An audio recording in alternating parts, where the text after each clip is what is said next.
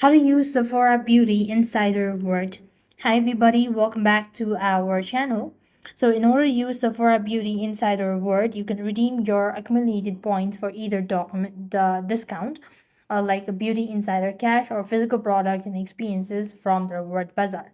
So what you want to do is first thing first, all members can get up to a direct discount on their purchase, about 500 points for $10 off and about 1000 points for $20 off. And you could simply go ahead and select the Beauty Insider Cash option at the checkout on the Sephora.com or the app. And in the store, inform the cashier you'd like to use the points for the discount. And that is how you will be able to use Sephora Beauty Insider Reward. So you just want to make sure to check, or you just have to be careful when you are checking out.